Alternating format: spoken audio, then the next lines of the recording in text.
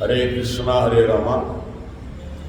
7/10/2025 నుండి 5/11/2025 వరకు దామోదర కార్తీక వ్రతం నియమ సేవ జరుగుతూ ఉంది.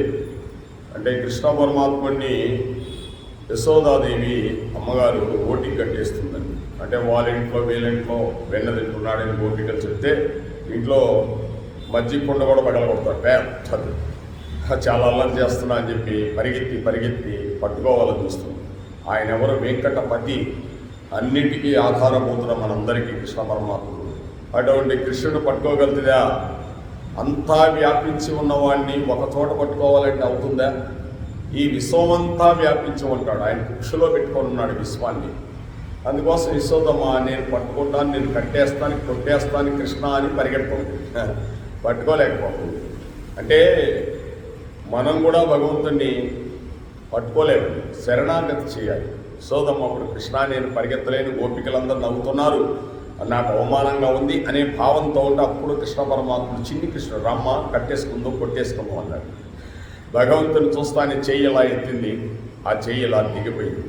అమ్మ కూడా అంతే కదండి, పిల్లవాడిని కొడతానంటది కానీ కొట్టే భయాలకి వాడి ముఖం చూసి కొట్టలేదండి.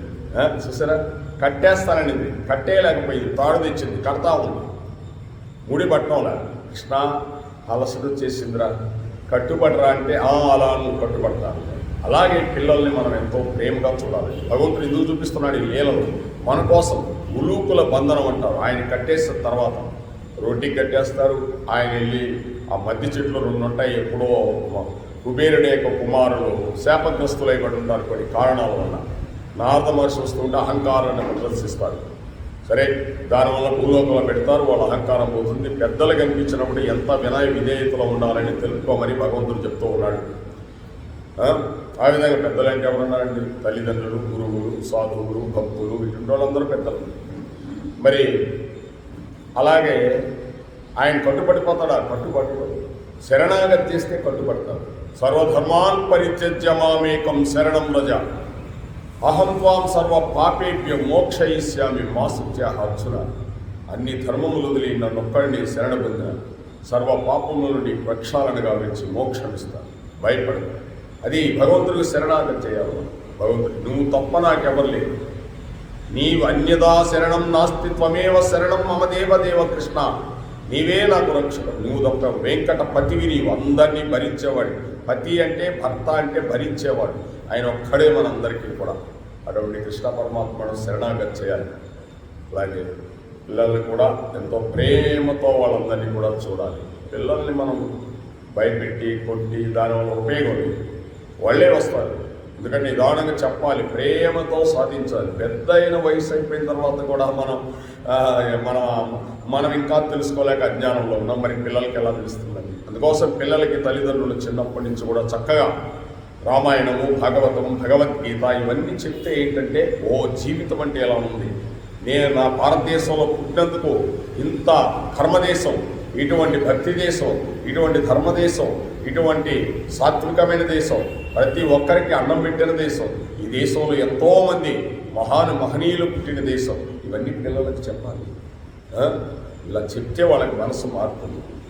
కానీ సెల్ ఫోన్ ఇచ్చేస్తే వాళ్ళకి ఏదో ఎంతసేపుడు దాని మీద ఉండిపోతే జీవితం కళ్ళు పోతాయి, కాళ్ళు పోతాయి, తల పోతుంది, మైండ్ పోతుంది, అసలు బావిలో కప్పలాగా అయిపోతారు. వాటి పిల్లలకి చక్కగా ఏదో ఒక 10 నిమిషాలైనా వాళ్ళతో గడిపి ఏదో ఒకటి చేయాలి. అలా మాట్లాడి వాళ్ళు చేస్తేనే వాళ్ళు భవిష్యత్తు చాలా బాగుంటుంది. ఆ విధంగా పిల్లలు మనం దగ్గర చేర్చుకోవాలి. కృష్ణం వందే జగత్తు. ఈ భారతదేశంలో పుట్టడం అదృష్టం, ఈ భారతదేశంలో ఉండటం అదృష్టం, ఈ భారతదేశంలో తినటం, గాలి పీల్చడం, నీరు, గాలి, మట్టి, నీరు మొత్తం భారత. ఈ భారతదేశాన్ని మించిన దేశం జగత్తులో ఇది ఒక్కటి లేదు. భరత భూమి ఇది సస్యశ్యామలమైన భూమి. ఎంతోమందికి అన్నం పెట్టి, ఎంతోమంది దోపిడీలు, దొంగతనాలు చేశారు ఈ దేశాన్ని. అందరూ వెళ్ళిపోయారు. సరే, ఇది భారతదేశం ఔన్నత్యం. ఇటువంటి దేశంలో ఉండి, ఇటువంటి దేశంలో పుట్టి ఇతర దేశాలకు పోయినా కూడా మీరు డబ్బు సంపాదించుకోండి, వచ్చి ఇక్కడ పెట్టండి. అంతేగాని ఆ దేశాలు నమ్మేదానికి లేదు. ఏ రోజు ఎలా ఉంటుందో ఎవరికీ తెలియదు. కాబట్టి భారతదేశాన్ని రక్షించమని ఆ యొక్క శ్రీకృష్ణ పరమాత్ముడైన దామోదర కృష్ణుడిని ప్రార్థించడమని. ముందు నా దేశాన్ని రక్షించుకోవాలి, తర్వాత కృష్ణం వందే జగద్గురు. సమస్త ప్రాణికోట్ల మనసులందున్న పరమాత్మ స్వరూపుడు నేనే అచ్చున అని కవుడు చెప్తున్నాడు. కృష్ణం వందే జగద్గురు.